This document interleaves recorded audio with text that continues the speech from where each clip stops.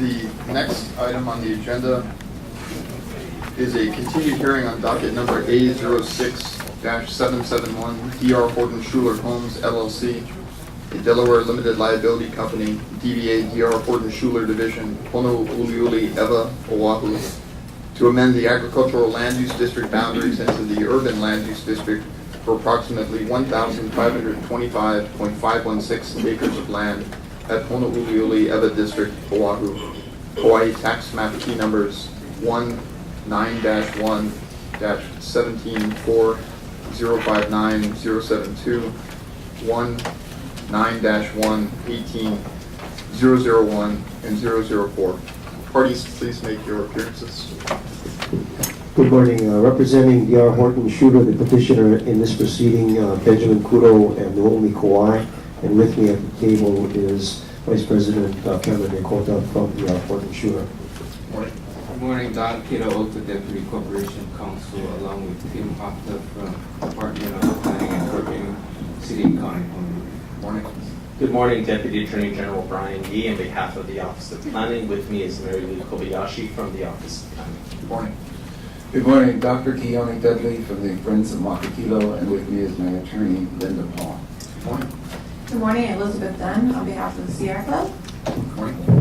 Morning, Eric Sykes, representing Senator Clayton Hee, and with me here is my associate, Sarah Devine. Good morning. Let me update the record relative to this hearing. Between January 19, 2012 and February 29, 2012, the Commission received written correspondence or email from 107 individuals and organizations whose names are on file with the Commission. On January 25, 2012, the Commission received intervenor of the Sierra Club's response letter to the Chair's inquiry regarding the credentials of proposed expert witness Michael Lee and forwarding an affidavit with attachments and written direct testimony of the proposed witness. On February 14, 2012, the Commission issued an order granting in part and denying in part intervenor Senator Clayton Hee's motion for issuance of subpoenas. Also, on February 14, 2012, a subpoena for witness William Tam was issued. The subpoena was served on February 28, 2012. On February 28, 2012, a conference was held with the parties at the request of the Chair to discuss planning issues related to the hearing on this docket matter. Let me briefly explain our hearing procedure for today. The intervenor Sierra Club will continue with its case. Once the Sierra Club is finished, the other parties will present their cases, starting with intervenor Friends of Maka, followed by intervenor Senator Clayton Hee. As noted on the agenda, public testimony will be taken at 3 p.m. tomorrow, March 2, 2012. Individuals desiring to provide public testimony for this public hearing will be called in turn to our witness box tomorrow, where they will be sworn in. For the information of the parties and the public, today's hearing is planned to extend to 6:30 p.m. We will break for lunch at approximately 12 p.m. Depending on where we are with the docket, lunch will be planned for 45 minutes. A note for the parties and the public that from time to time, I will be calling for short breaks. There is one thing, the Chair is going to allow public testimony out of order for 4 witnesses who have been represented to me, have traveled from the mainland and are here for a short period of time, will not be here tomorrow for the planned public testimony. We'll take that public testimony prior to starting back into Sierra Club's case. That aside, are there any questions on this hearing or our procedure for today? We'll go ahead at this point in time then and take public testimony out of order. Mr. Davidson. Thank you, Chair. And a 3-minute rule will be enforced. First speaker is Wendell Cox, followed by Adrian Moore. Thank you, Mr. Morning. I have to swear you. Yes, indeed. Do you affirm the testimony you're about to give will be the truth? Yes. Please state your name, your address, and proceed. Wendell Cox, O'Fallon, Illinois. Thank you, Mr. Chairman, and thank you, members of the Commission.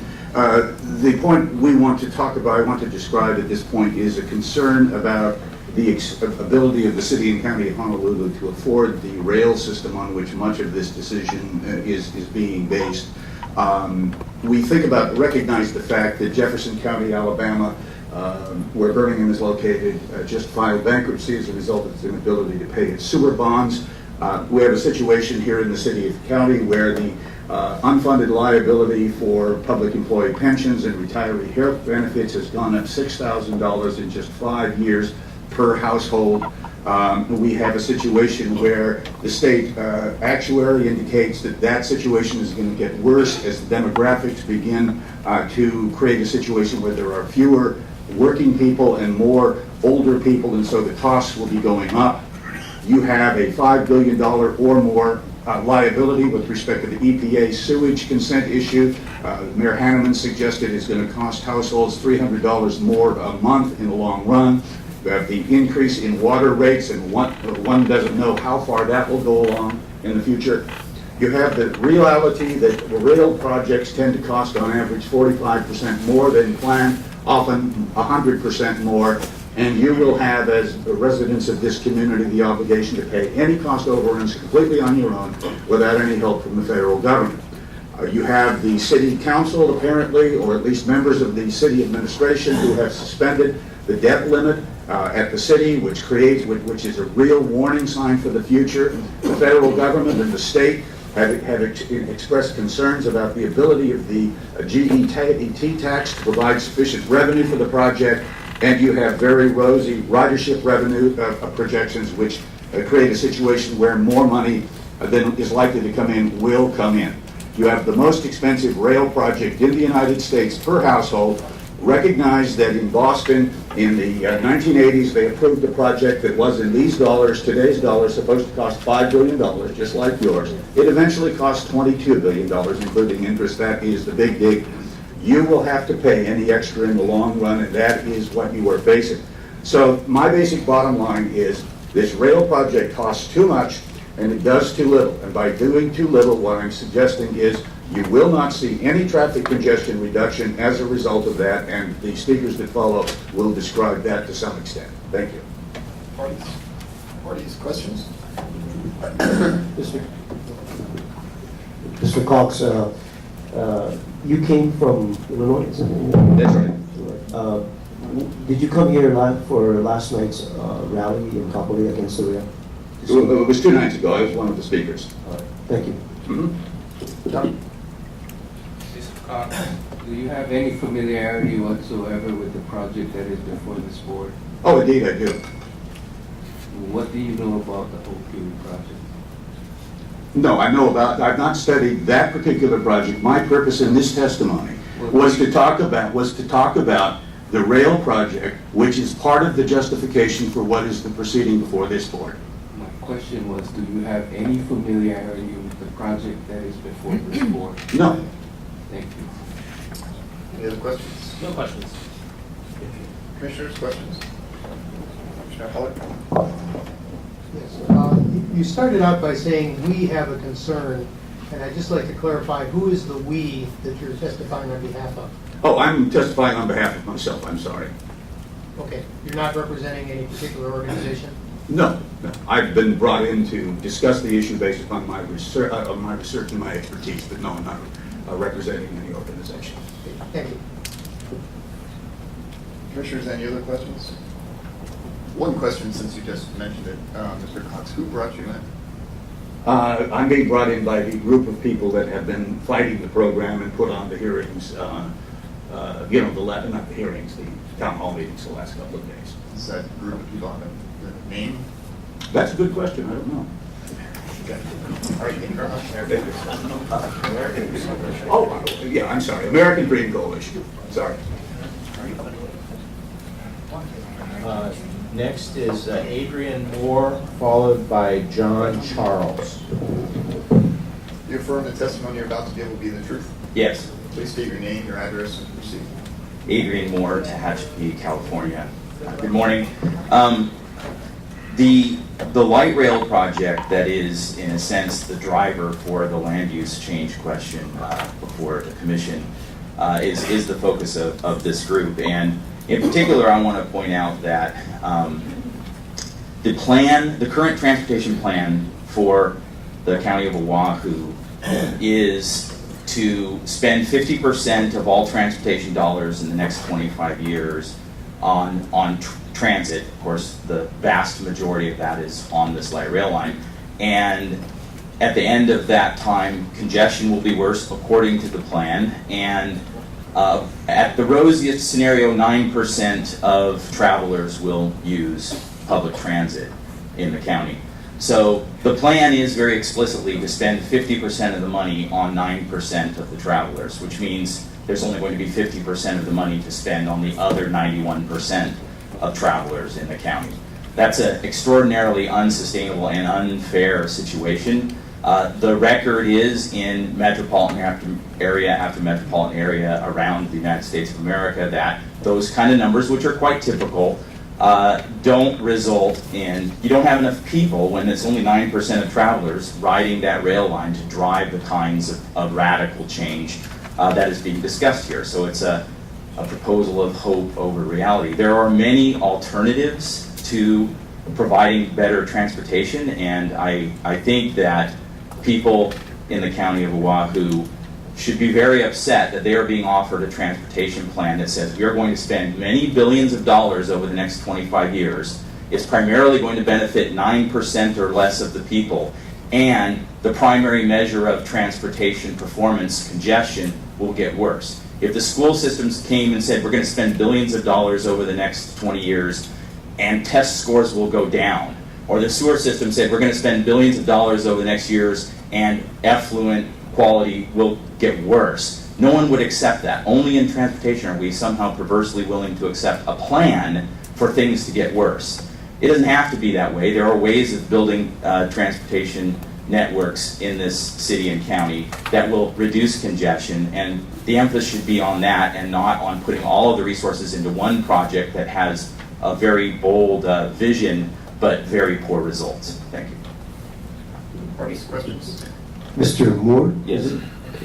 Were you also flown in 2 nights ago to speak at that anti-rail rally in Kapolei? I was not flown in, I flew myself here. This, Well, let me rephrase that. I bought my own airplane ticket to come here. that's what I thought you meant. This particular proceeding is regarding the Ho'opili project. Yes. What were you told is the connection between the Ho'opili project and the rail project?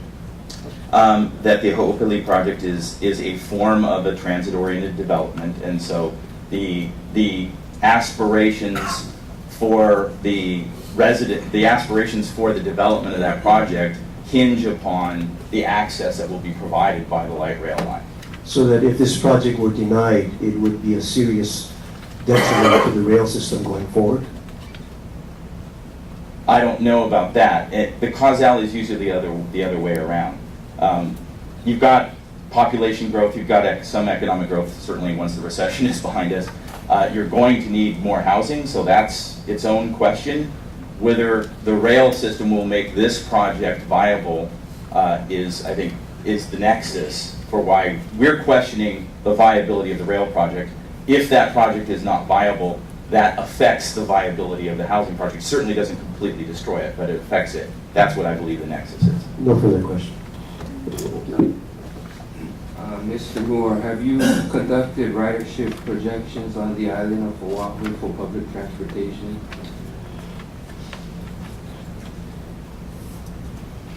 Yes or no? I direct a lot of researchers, so I'm making sure I'm accurate since I'm under oath. Yes, we have, for the Honolulu metropolitan area, yes. Who's we? Reason Foundation. That's my employer. That's who I'm here on behalf of. You have conducted ridership projections for Oahu, is that correct? Yes. Okay, and those projections projected 9% ridership? No, on the long-range transportation plan that is the official document of the government of Oahu projects 9%. We project something much more like 5%. You projected 5% in your ridership calculation? Yes, this was a few years Are you ago. able to provide that projection to us? I can if you would like. It's a subset of the larger study on metropolitan transit If you're projects. saying that you provided a ridership projection for Oahu, I would be interested in seeing it. Okay. I will see if there's, I can get it Please to forward it to someone. the city and county of Honolulu. Is that, okay. Thank you. Any other questions? Yes. Mr. Seitz? Or would you just give us a little bit of background about what your expertise is and what your training is? I have a PhD in transportation economics. My career has been in transportation analysis. I've written several books, et cetera, et cetera. And have you been qualified to have testified previously as an expert in the areas on which you're providing opinions today? Yes, many times, before Congress, state legislatures, courts, so forth. And with respect to the issues before you here today, are you aware of the specific traffic congestion problems which are at issue in connection with this particular proposed development? Only loosely with the ones, the trip generation projections with regard to this project, I've only heard like a snippet about. I'm more familiar with the overall metropolitan area traffic predictions. Okay. So you're familiar with the traffic problems for people who commute in from the Ewa Plain or West Oahu into Honolulu into the city core? Yes, And generally, it's your understanding that this particular development is going to be out there in that area where there are already enormous congestion issues. Is that correct? that's correct. Have you looked at any of the projections or the problems that have been raised by the State Department of Transportation itself with regard to the traffic impacts of this project? Yes, and in fact, I found most interesting that since the plan is to build the light rail project and that the environmental impact report itself clearly indicates that at every point where they have made point predictions of congestion, that the light rail will make congestion worse without fail at all points. And that's according to the environmental impact report. So it's not the solution. And largely what we've been here to talk about is how do you build a transportation network in this metropolitan area that will allow people, however many houses you build out there, to get into the city without suffering all of that congestion. Thank you. No further questions. Commissioners, questions? Thank you very Thank much. you. John Charles, followed by Randall O'Toole. You affirm the testimony you're about to give will be the truth? I do. Please state your name, your address, and proceed. My name is John Charles. I reside near Portland, Oregon. I am President and Chief Executive Officer of Cascade Policy Institute, a nonprofit research center in Portland. And my particular research focus for about the last 12 years has been on transit-oriented development. I just wanted, the reason I've been here the last couple of days and today is to share our experience in Oregon, where we have arguably one of the nation's most stringent land use regulatory systems designed to contain urbanization and protect agricultural lands. We also have more than 25 years of experience with rail passenger transit, including light rail, streetcars, and commuter rail. And so the conversion of land, agricultural land and other, to the developable land near rail is an item of ongoing discussion in Oregon. And I have conducted original field research and published some of it. I'm in the process of publishing more of it. On the question of if you run a rail line, it's sort of the field of dreams theory. We have an entire line on the west side of Portland that was run through open space, woodlands, cow pastures, and then through the use of zoning and subsidies, converted land to transit-oriented development, high-density, mixed-use development, in the hope of generating ridership to justify the large subsidies to the train system in the first place. And the conclusion of my research has been to go out to TODs, transit-oriented developments, I call them TODs, after rail lines are built. We simply observe travel patterns. We don't survey people, we don't do computer models, we simply observe actual travel behavior. And in virtually every case, the projections for high levels of ridership premised on transit-oriented development have proven to be false ridership is far lower than forecasted, no matter how much density, no matter how many ways you induce people to ride. It turns out most people commute by car, and after the commute period, for off-peak trips, they use the car even more. So to the extent that transit-oriented development is part of the conversation related to rail, I would just caution anybody that you should try and learn from our 25 years of experience. I wish it worked better, especially because virtually all of the TODs require subsidies to be feasible, and public money has been put into them, and then it turns out the ridership simply isn't as strong as people had hoped. So you should just go into this with everyone have their eyes open regarding rail as a catalyst for transit-oriented development. Thank you. Any questions? Mr. Charles, you came here to testify at that rally 2 days ago, is that correct? I didn't know it was a rally. I did come as a speaker to a session several nights ago, yes. Were you hired by any organization to come here? I definitely wasn't hired. I'm not receiving any payment. Okay. Did somebody ask you to come? Yes. Who asked you to come? I've been asked by the American Dream Coalition, Okay. which also asked several other speakers here. The American Dream Coalition, can you explain to the commission what that exactly is? What kind of organization is that? It's a national coalition of people interested in preserving choice in how people live, and in there's various other issues. And Randall O'Toole, who's following me, is much more involved with American Dream than I am. It's a national organization interested in transportation and land use planning. Would it be fair to say that the American Dream Coalition is involved in Hawaii because of the rail transit project? That was probably one reason. I can't really speak for the coalition. I'm not on the board of it. Okay. Further question?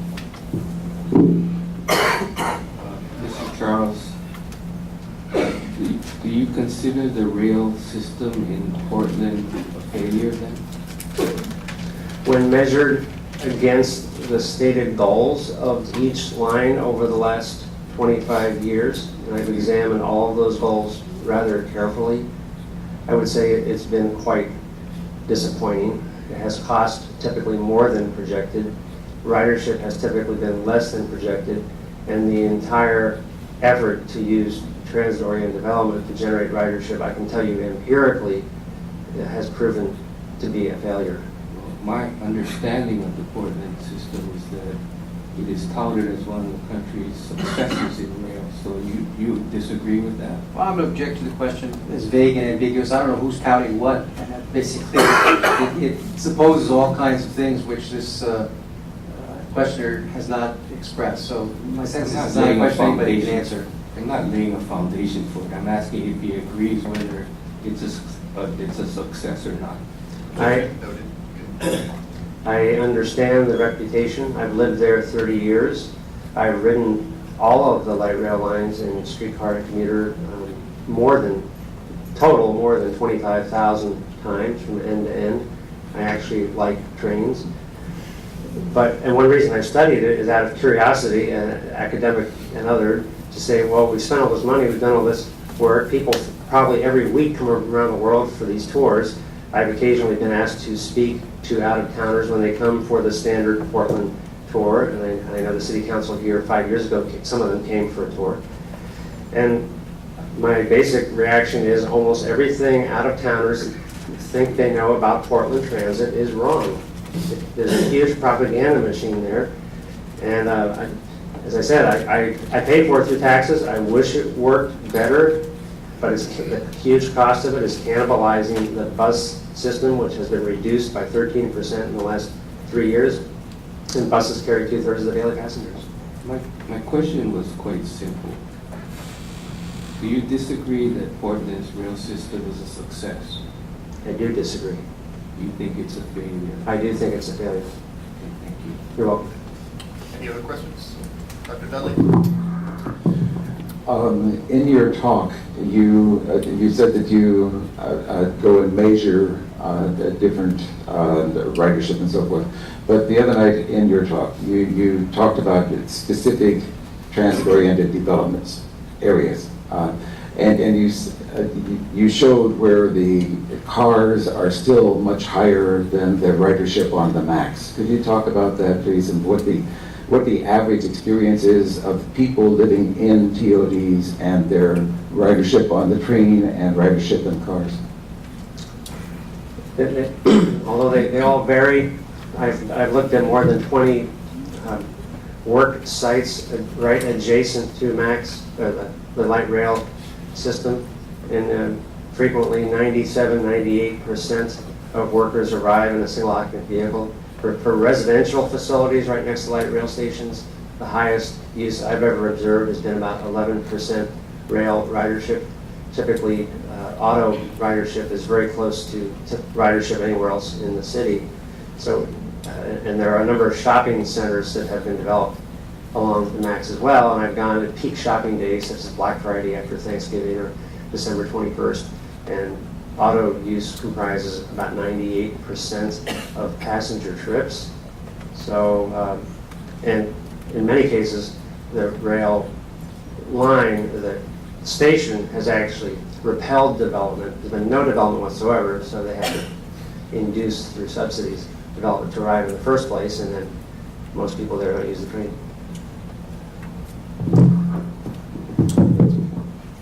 I have a couple of questions. Would you talked about the fact that you've done this research for many years, and you described the research. Could you tell us a little bit about what your academic and professional qualifications are for the opinions that you've set out today? Certainly. I have a master's in public administration from Portland State University, and otherwise my credentials are primarily based on actual field research at these facilities, interviews with people who finance them and build them, and interviews with people who live and work there, and supervising research to compile quantitative and qualitative assessments. And in terms of your motivation for being here in Hawaii to speak at the meetings that you spoke at and testified this morning, you're not being compensated for the opinions you're expressing? That is correct. And you haven't taken out any ads in the newspapers, have you?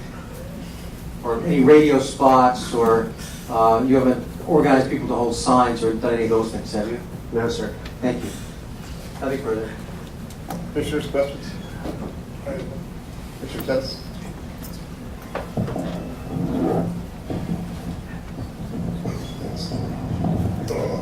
Hello, Mr. Charles. In your studies of rail systems, have you seen any rail system that's a success?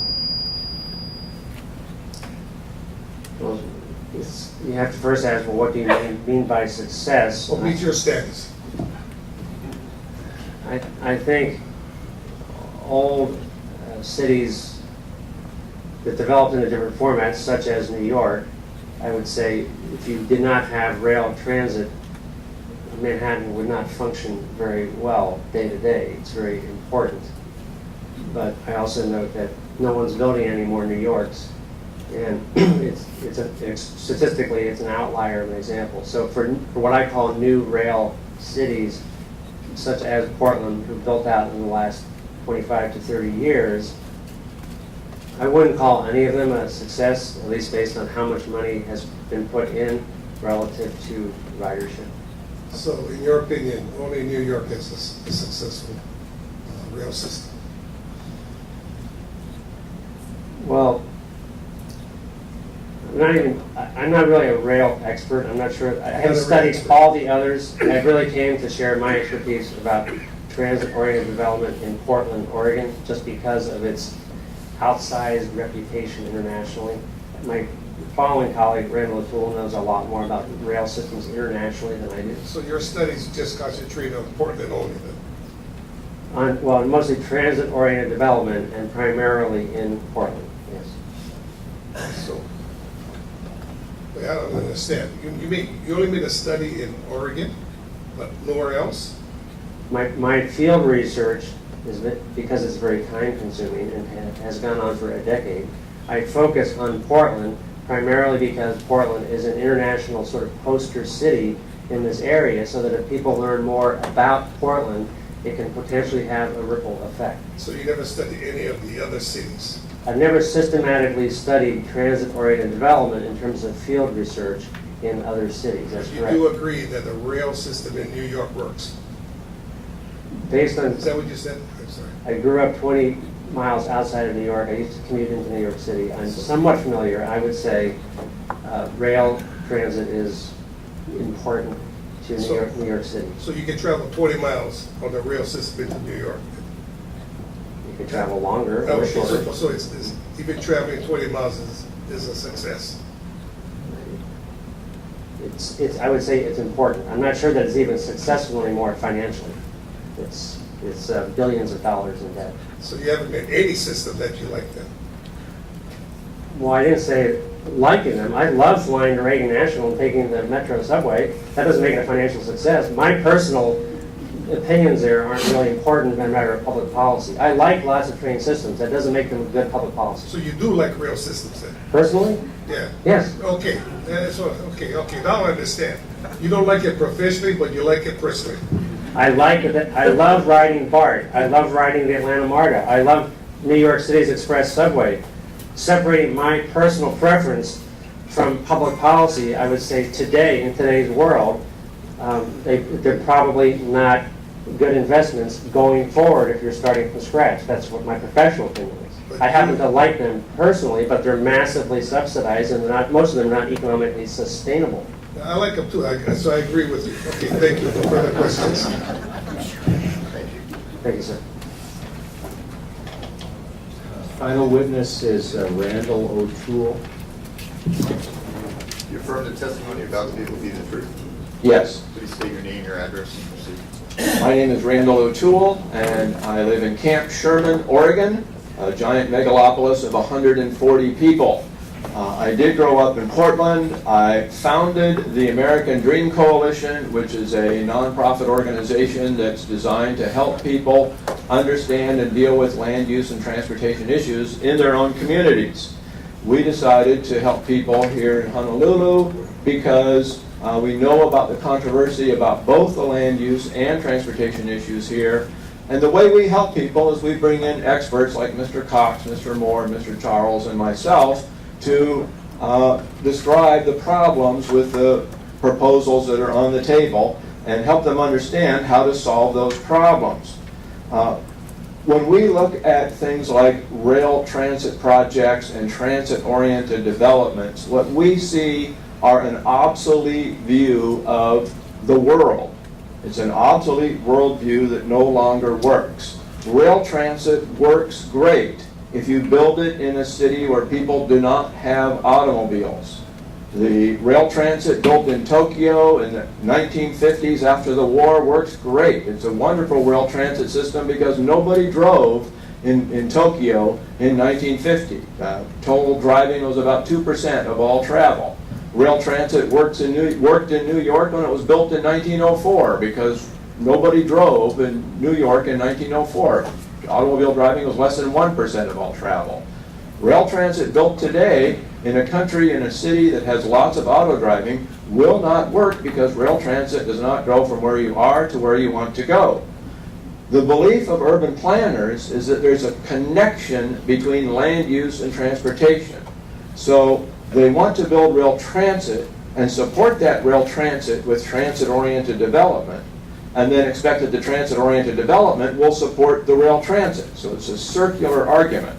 You need the land transit-oriented development to get people to ride the rail transit. You need the rail transit to make the transit-oriented development viable. The problem is that neither of these things work. In order to get economic development, you need to have cheaper travel, faster travel, new travel, and according to the environmental impact statement, if the rail transit project is built here, the 20-mile rail line, out of 4 million trips taken per day in Honolulu in 2030, only 800 will be new trips. That 800 trips is not enough to generate any new development, any new jobs, any new benefits. In fact, this rail transit project seems to us to be designed to fail. Adrian Moore called it light rail. Some people call it heavy rail. What is it? Well, what it is it's a hybrid. It's a hybrid that has all the cost disadvantages of heavy rail, which is very expensive to build, and as the Honolulu Star-Advertiser pointed out this morning, it has all the capacity disadvantages of light rail, which can hardly move more than a few people.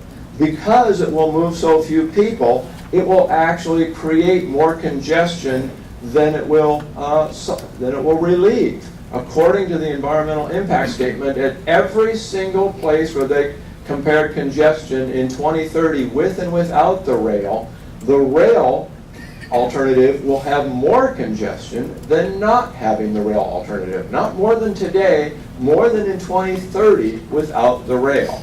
So the rail will increase congestion, and projects like the land use project under consideration today will make the congestion worse. As John Charles's research has shown, even people living in so-called transit-oriented developments hardly ever ride transit. They drive for almost all of their travel, and putting all those housing units at one end of the rail line will simply make congestion far, far worse on the highways to Honolulu. So for all these reasons, we are very skeptical of the design-to-fail rail project and what we believe is the design-to-fail land use project associated with that rail project. If that land use project is depending on the success of the rail project, the land use project will fail as well. Thank you. Parties, questions? County, questions? Any other questions? No? Commissioners, Commissioner Judge? Good morning, Mr. O'Toole. If I understand you correctly, then what you're saying is with or without rail, if a project if this project that we're contemplating is going to generate traffic, with or without rail, there's going to be impacts, right? Traffic impacts. So with rail, some people tell us with rail, those impacts will be less. You're saying even with rail, the impacts are going to be greater. Is that what I hear you say? That's what the environmental impact statement says, and the reason is that building the rail actually reduces the capacity of the arterials to move traffic, because the rail will take up space that could be used for left turn lanes, for on and off ramps, and so on and so forth. So with the rail, you will have more congestion than without the rail. The land use project will add to that congestion, and with the rail and the land use project, you will have more congestion than without the rail and the land use project. With the rail and without the land use project, you will have more congestion than without the rail and without the land use project. So any way you go, the rail and the land use project are adding congestion, both. Whether you build the rail or not, the land use project is adding congestion, and the rail will simply make it worse. So traffic mitigation is critical. Traffic mitigation is critical. I suggest instead of building the rail line and then mitigating the impacts, skip the intervening step and simply mitigate the impacts of the additional congestion. Skip the rail line. But if you don't have the rail line, then I suggest that this development would be designed completely differently. It would not make sense to build it the way they're contemplating it without the rail line. On the other hand, I don't think it will succeed with the rail line. As we found in Portland, numerous so-called transit-oriented developments built right next to rail stations, built to similar standards as the proposed development, went bankrupt because, frankly, people don't want to live that way. Thank you. Commissioners, any other questions? Thank you.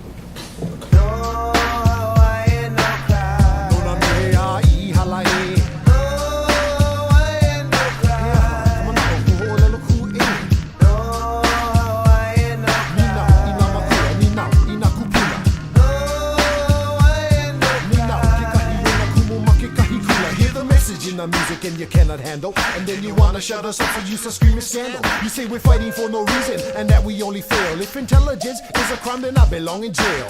No more watching the world go by, my friend. Somebody gonna die if I see my tutu cry again. Hawaiian man, Hawaiian land. I rap it for YM, and if you ask me why I rap Hawaiian, then I tell you cause I can. You cannot understand, so you start dissing. The last person that tried to shut me up is still missing. This is the land, so tell me why must we pay rent? If I happen to ignore you, it's because you're ignorant. Pidgin is the dialect that I select when I talk. Ikia oike o little Hawaii, but tell me, can you walk the walk? You say library, I say library. I tell you why I call it the library, cause that's where they bury all the lies you can't believe. Everything you read, the words of our kupuna is all you really need, and then you tell me that I'm arrogant because I call you ignorant. When it's apparent that you're blaming me for your stupidity, when you should blame your parents. Pilgrims, that's the way it is. Not prejudice, I'm just telling it like it is. My words upset your belly just like indigestion. To snap or not to snap, that is my question.